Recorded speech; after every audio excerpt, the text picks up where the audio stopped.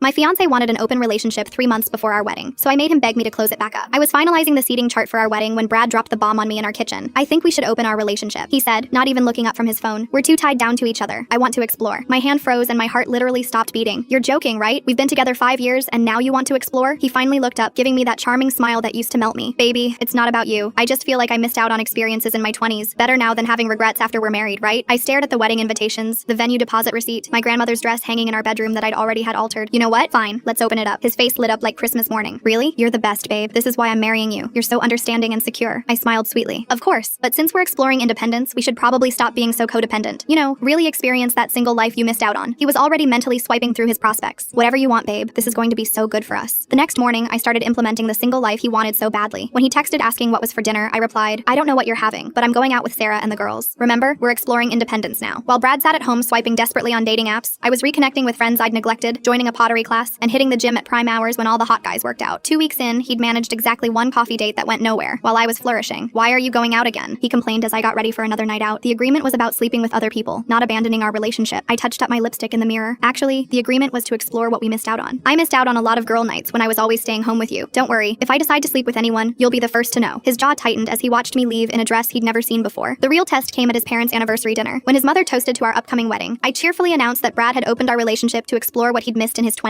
His mother's champagne glass froze at her lips. Brad tried stopping me. "Haha, she's just joking." But I continued. "We can both sleep with whoever we want. Brad says it'll make our marriage stronger." It was his idea after all. The table went silent. His mother stared at him like he'd grown horns while his father choked on his wine. In the car afterward, Brad exploded. "Why would you say that? You humiliated me in front of my parents." I checked my lipstick in the visor mirror. "Humiliated? I just told them about our arrangement. You said complete transparency. That meant between us, not announcing it to my family." "Oh, so you want to sleep with other women but keep it secret? That sounds like cheating, Brad." I thought we were being modern and progressive. His knuckles went white on the steering wheel. 2 weeks later, when Brad looked more distraught than ever, I made my move. "I'm having drinks with Liam tomorrow night," I said casually over breakfast. Brad's coffee mug stopped halfway to his mouth. Liam, his best friend from college, the one who looked like a Marvel superhero, the one Brad had always been weird about me being alone with. "Liam? My Liam? Well, he's not your Liam. He's a single man, and I'm an available woman exploring her options. Isn't that what we agreed to?" His face went through 17 shades of red. "You can't do that. He's my best friend." The agreement didn't have any exclusions for friends. The next night, I came home at 2 a.m. to find Brad wide awake, pacing our living room. "Did you?" He couldn't even finish the question. I took off my shoes and replied, "Yes, we slept together. He was really good, by the way. Maybe you could learn a thing or two from him." Brad exploded. "This is effing insane. You slept with my best friend. What kind of person does that?" I remained calm, examining my nails. "You asked me if you could sleep with other women 3 months before our wedding, and now you're calling me insane?" He looked like he was actually about to cry. 1 month before our wedding, Brad cracked completely. "I want to close our relationship. If you don't agree, I'll cancel the wedding," he announced, trying to sound authoritative. I looked him in the eye, took off my engagement ring, and threw it right at his face. "Sure, go ahead and cancel it." He looked shocked, like he never even expected me to agree. Then I delivered the final shock. "Oh, and Liam invited me to live with him. Guess I'll be seeing you around."